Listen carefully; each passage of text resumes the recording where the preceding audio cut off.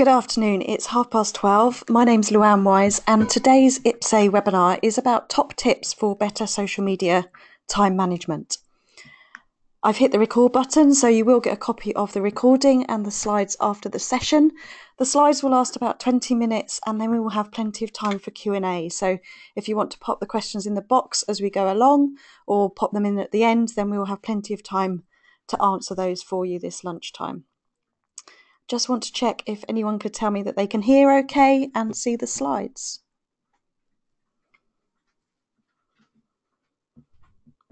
Yep, all okay. Thank you for answering that. So to give you some background and so you know who's speaking today, this is me. My name is Luan Wise. I'm a marketing consultant and I am a small business owner myself. I'm an author. That's my book I'm holding right there in the picture, Relax, It's Only Social Media, which was published a year ago this week. I'm also a learning course instructor for LinkedIn, LinkedIn's own online learning platform, lynda.com, if you've seen any of the courses on there. And I am, of course, an IPSE ambassador. Really proud to be so. I've been running my own business and a business owner, a freelancer myself for 6 years. So I'm really pleased to support IPSE and to share some knowledge with you all. So the agenda today, top tips for better social media time management. I'm going to look at some latest stats on how long marketers are spending on social media, just to kind of give us an idea of what people are spending and whether that's more or less than you might be spending yourself. I also wanted to cover some background points so that this isn't just about time management and tools for that, but actually what will save you time in the long run is understanding that social media is not a strategy, that you need a social media marketing plan, which includes a content calendar, and then some tips and ideas that is all about preparation. But if you can do the preparation around creating content, setting up tools and systems for curating content, using Twitter lists, then we can move on to some useful automation and scheduling tools, some templates, and then how I manage my time on a day-to-day basis using social media for myself, my own business and clients, and the importance of measuring how much time we're getting, how much time we're using, and our return on investment. So that's the agenda today. Let's dive in. So these stats are from Social Media Examiner, which is an amazing website if you're looking for any resources, latest tips, tricks, guides to using social media. And this report that was published in May this year, 2017, showed that 64% of marketers are using social media for 6 hours or more a week, 41% for more than 11 hours. And this, if you read the whole report, I'm happy to send a copy out afterwards if anyone's looking for it, actually showed that the longer people have used social media, the more time they spend. So this isn't about being completely new and needing to spend 11 hours a week on this. It was the longer people were using social media, the more time that they were spending on it. So for me, that's kind of people are getting results and therefore willing to invest more time in it. But I think that's, for me, 6 hours still feels like quite a lot. It's over an hour a day if you're working Monday to Friday. I don't think if you're business to business or a small business owner that you actually need to spend that much time. And this next stat shows, again from Social Media Examiner, the experience factor, and that there is a direct relationship between how long marketers have been using social media and their time commitment.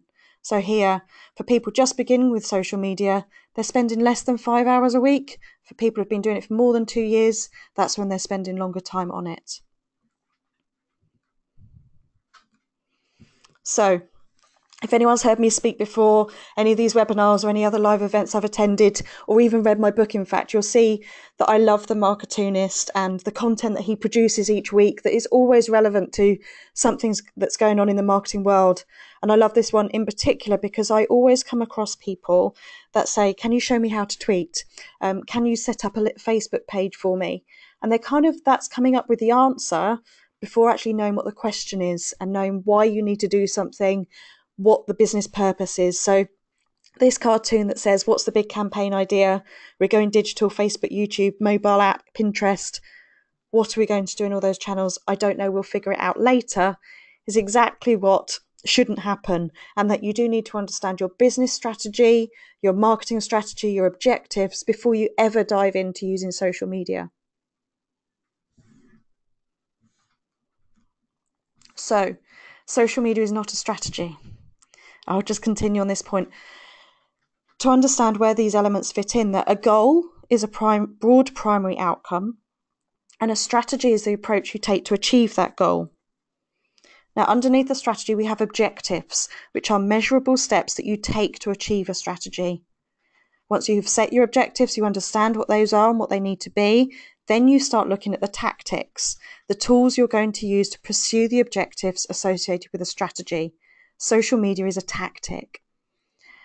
And to use social media or any other marketing tactic effectively, you need a plan that's a set of actions for implementing those tools to achieve the objective associated with the strategy.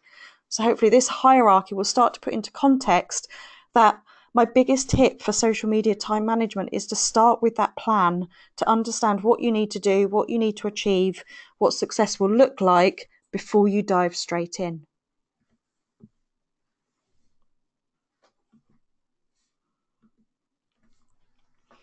And this quote sums it up perfectly for me. It's from Lewis Carroll in Alice of Wonderland.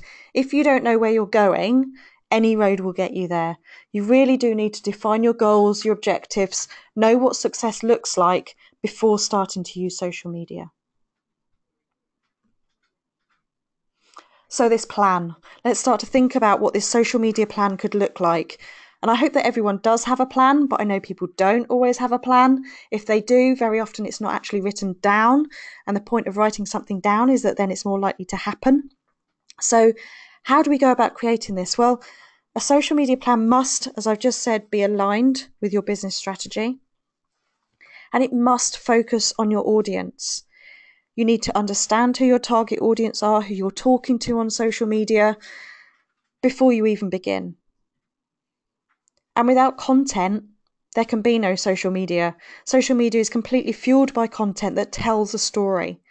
And that story is told in the right place, which means using a social media platform that is right for your business, right for your objectives, and right for your audience. Even if you personally prefer Facebook, but your audience are on LinkedIn, LinkedIn is the place that you need to be. You need to be where your audience are with your messages. And you need to tell that story, share those messages consistently. And that's where the time management gets important, and having the plan. Whatever you're doing as part of the plan, you need to review and refine it continuously to know that you're on the right track, or to make improvements and do better all the time.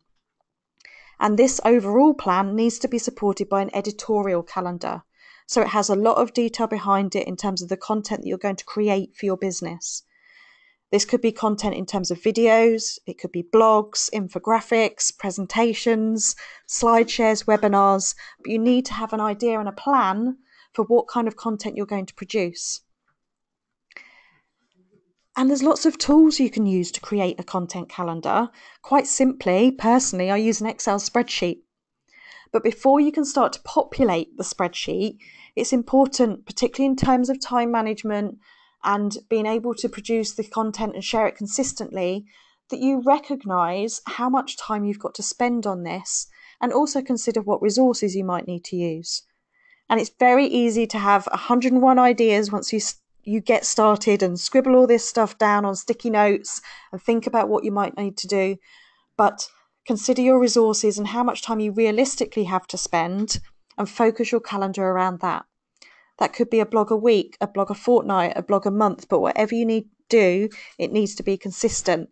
And I find using a spreadsheet to manage that information and control that information, the production, the best way to do it. Now, the good news is that you don't need to create all of your content yourself. In fact, social media is very much about sharing content from other people. Sharing content still needs to be focused on your target audience. This isn't just about sharing anything and everything that you come across that you think might be of interest or is of personal interest to you. This is about content that is relevant for your audience and that tells your story along with it. It's a great way of demonstrating that you're keeping up with articles and that you're reading the right stuff and that you're attending the right events, etc. And you can curate that in a couple of different ways. One of those ways is to use Google Alerts, which is quite simply to set up Google Alerts, which is free, against a number of keywords. It could be your own company name, your product name. You could also be looking at competitors, their products, key people, so that you receive in real time an alert of what's going on, what's being published online. So you're getting the knowledge, you're reading the content, and you can share that as well. Also, many websites have what we call RSS feeds, which is their news feeds. And to collate both Google Alerts and RSS feeds, I personally use Feedly as a resource. It means that I don't need to clog my email inbox up with newsletters. I can have everything going into my Feedly as and when it happens, so that a couple of times a day, whatever works for me, I go into Feedly, which is online, and I have a look at the content. I have everything categorized in there around topics, clients, industry sectors. You can manage it very much in the way you can manage an email inbox, but you've got content coming in there for when you're ready for it. You can also, with a paid-for version of Feedly, you can upgrade and it will integrate with Buffer and Hootsuite, which are a couple of social media management tools we'll talk about shortly, which means if you find a piece of content within your Feedly curator that would be relevant to your target audience, within one click, you can share that to your audiences. Of course, this takes planning, and if you've done your planning, you know your key messages, you know what your audience want to hear, you set up Feedly and it really does just take a few minutes a day to check in. You'll know what to share and put that out to your audience. Another great tool that I use, and again, this is free. This isn't taking up huge amounts of resources, but I really use a lot of Twitter lists. If you go to my Twitter profile at Luan, you'll see that I've got some lists. Now, I can see that I have 52 lists. You won't see all those 52 lists. You'll be able to have a look at some of them. And this is because Twitter lists can be public or they can be private. So I have a mixture of both. If you go and look at my profile, you will see the public lists that I've curated. I also create private lists, which may be lists of competitors or prospects or other resources that I just don't want to share that list with anyone else. Now, the reason of putting lists together in Twitter, there's a couple. One, it really makes content much easier to manage. I'm only following 1,400 accounts on Twitter, but still that could be a lot of information in my newsfeed or my columns, however I choose to manage Twitter. Now, by using lists, I can separate that out into much smaller, manageable chunks and just have a look at who's on those lists and the content that they're sharing. And as just one example, I have a list, a really small list, just of content I want to share, which has no more than 10 news sources on there, and that's my go-to list. No matter how busy I've been or whether I've been out all day, I go and have a look at that list because that's where I'm going to find the content that I need to share to my audience, the content for me that is unmissable. It also means with Twitter lists that you don't need to be following people who are on your list. So this is one way of keeping that following number down, as well as making everything manageable. Now, Twitter lists are really easy to create. You would go to someone's profile, have a look here. I was adding Ipse to a Twitter list to give you an example. So you would go to someone's profile and on the top right, you can see 3 dots. If you click on those 3 dots, you will get the drop-down menu that says add or remove from lists. Now, when you click on that, it will then allow you to tick whether you want to add them to an existing list or to create a new list. And if you want to create a new list, whether that's private or public. As I said, lots of ways to use lists, from competitors, customers, prospects, key content, great for events, create them around hashtags. It really is a really good way of managing your time and filtering content so there's not quite so much noise out there to break through. So on to some tools that can help you automate this. You know, it's great having these plans and these calendars and lists everywhere, but how do you still manage this? I use sometimes a tool called Zapier to automate building Twitter lists. It's a free tool. You get a number of zaps on the free version, and I will use this to create public lists around events. So if we'd had a hashtag around today's webinar, I would have set up a zap using Zapier to build a Twitter list of everyone who mentioned that hashtag. As you can see, can be really useful for events. I've used this, managed to attend a one-day conference, and by the end of the conference, I've had my own Twitter list of over 300 people who have attended and been tweeting about that content. I'm not following them yet, but I've managed to curate that information for future use. Really, really useful tool. Some other tools that I use for automation and scheduling and kind of keeping my accounts tidy more than anything, because they can become unmanageable, is that I will use Untweets. Again, that's free, that's once a month. And I use that on my Twitter accounts, my own and for clients, to remove people that aren't active, that haven't tweeted in the last 60 days. I run it through Untweets and I keep my Twitter accounts neat and tidy. A couple of other tools that are really useful, could be worth a look at for you. There is free and paid for versions of them, are Crowdfire and Manage Flitter. Now, these are both for Twitter, again, because there's more tools available for Twitter than anything else, but the volume of noise and messages and content on Twitter is so much greater than on other platforms. And Crowdfire and Manage Flitter can be useful in terms of helping you decide who to follow. Managing that following, you can set up automation to build your audience. It can do some remote management for you, as well as unfollowing. So once you get into the accounts and you have your plan, then I would go looking for a tool to help you. The danger with so many social media tools out there is that you can find a tool and then think that you need to use every feature around it, every piece of functionality, every report that comes out, but actually you don't.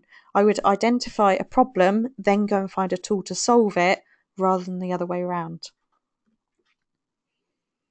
And so scheduling really is the key to time management with social media. You can only schedule once you've got a plan, you know who you're talking to, what kind of content you're sharing, how often you can create content, what content you're going to share. And there's a few tools available for this, and everyone has their own preference. There's something for every budget. Personally, out of Hootsuite, Buffer, Meet Edgar, SmarterQ, these are all great tools. Personally, I use Hootsuite. I use Hootsuite because I can manage all my social media accounts across all the different platforms that I use within Hootsuite. And I also like the ability that I can build a schedule of content within a spreadsheet, an Excel spreadsheet, put dates and times and links against it, and then bulk upload it to Hootsuite. So I'm doing all my planning first, and that is the key to the social media management.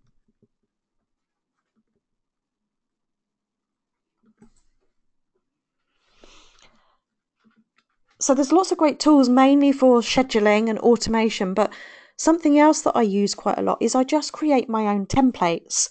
I'm very much, in terms of time management, I batch my time, and a couple of templates that I find really useful to have are for LinkedIn and for managing connection requests. So I set up in Notes, quite simply, here's a couple here I wanted to show you.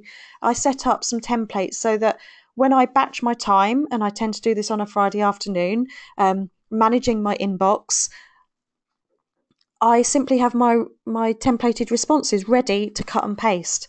And this one that you can see here is when someone's sent me a connection request, but I don't know who they are. So I send them a response back that says, thank you for the invitation to connect. I don't think we've met. Forgive me if we have. I'm open to connecting, but, kind of how do you think we might both benefit? So I batch my time and I create myself, before I start, a number of templates.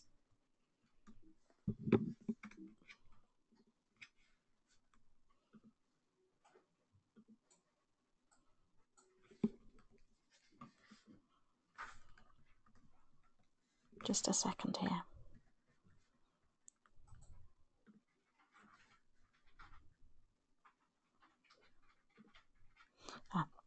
I just lost my control panel, so just a second while I go back to the slides.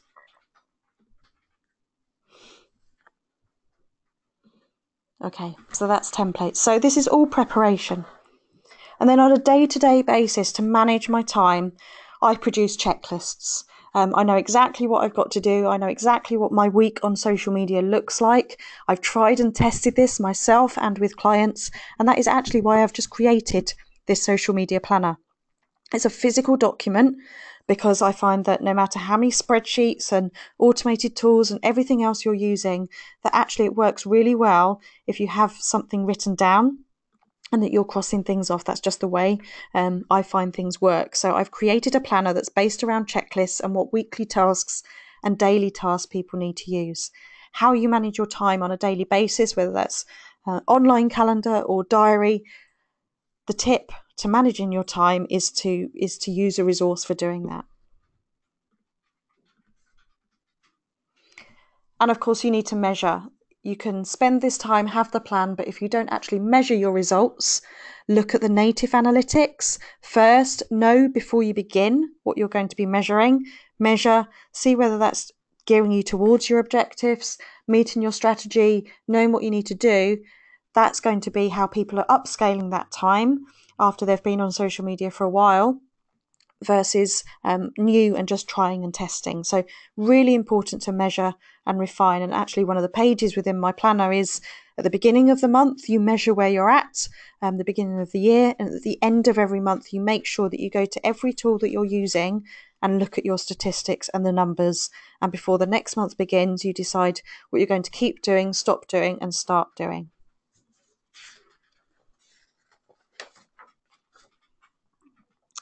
So it's coming up to 1 o'clock. There's some of my top tips around social media time management, which are very much based around spending that time planning. A great time of year to plan, get ready for 2018. Then once you've done your plan, you know what you're going to create, what content you're sharing. You've got all that resource in Feedly to set up and manage on a day-to-day basis. I do believe that if you're running a business-to-business type account on social media, you really only need 10 to 15 minutes a day to get results. So thank you for those that are listening and here on the live recording. Have you got any questions? You want to pop them in the box for me?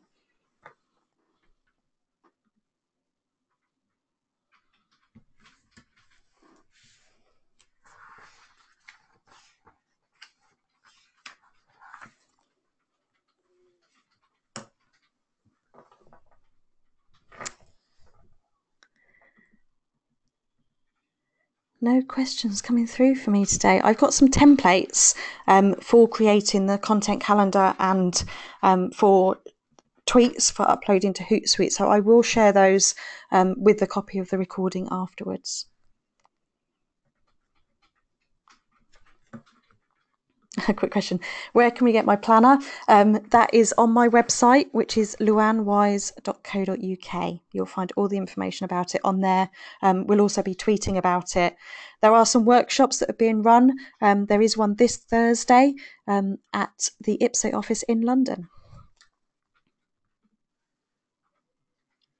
Yep, some more questions are all coming through now. You're typing away. So yes, we'll send a copy of the templates out. Okay. Once you have a strategy, how do you decide what social media to use? Is it best to get support? So a couple of questions there. So that strategy is around your business and what you want to do, what you're trying to achieve. So how do you decide what social media to use? The best question and the best way of doing this is with some research. And I would take your customer list. I would take a prospect list. I would even take a list of people that have attended an event with you, and I would try and find them on social media. I would manually go and have a look at Twitter, have a look at LinkedIn, have a look at Facebook pages and see if I can find them.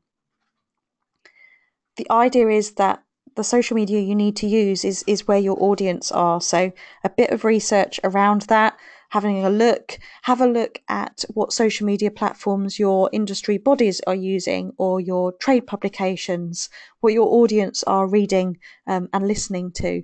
So a bit of manual research. LinkedIn, I think every business professional should be using LinkedIn. They should have their own personal profile. Even as a small business, you need a company page. Twitter may not be right for you. Of course, part of this was all about time management and limited resources. So don't try and do everything. But if your audience are on Twitter, then that's great.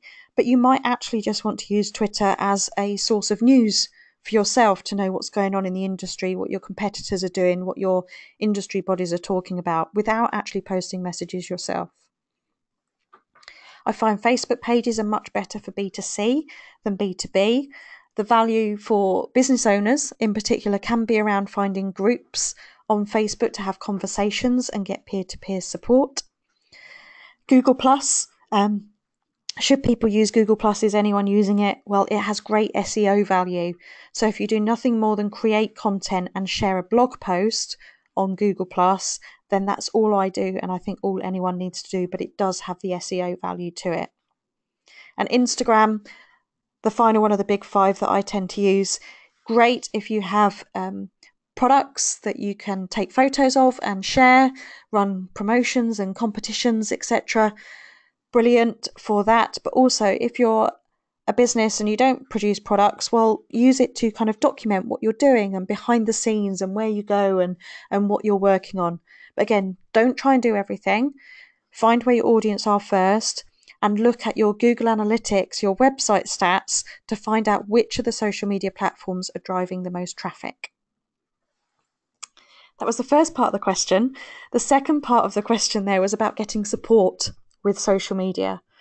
Now, if you Google, you'll probably see ads all day. There are lots and lots of people offering social media management, and that's great.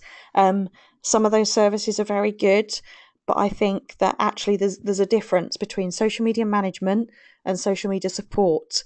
And whichever service you use, I think you still need to own the plan, create the plan. You know your audience, you know your key messages. You need to build that plan. Yes, you can get support with that plan as well. But on a day-to-day basis, yes, you could outsource, but you still need to maintain ownership. Please don't be that initial cartoon where it's, I want to tweet and get someone else to tweet for you and think, ticking the box, job done. You need to have ownership. You can get support, but just consider who's best to support you, what budgets you have available. And if anyone's got any specific questions, I'll happily share some resources offline around that.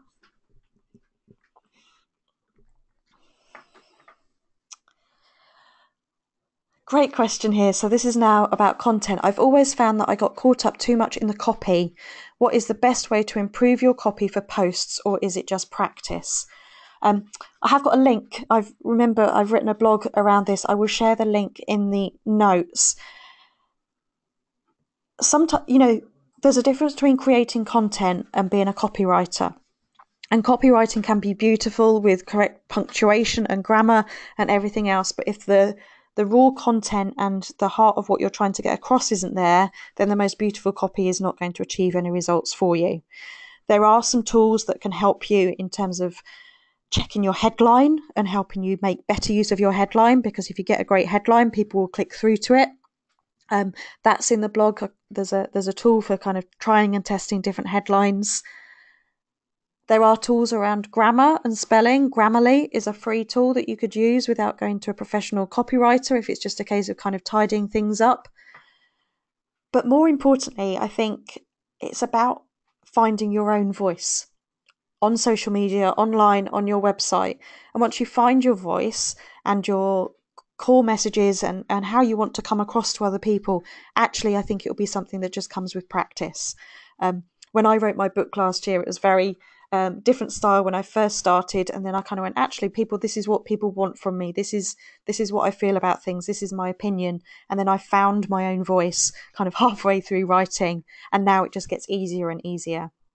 So follow some top tips around copy. I'll send those out, but otherwise, yeah, it's just practice. But being consistent and being active is better than kind of worrying about it too much.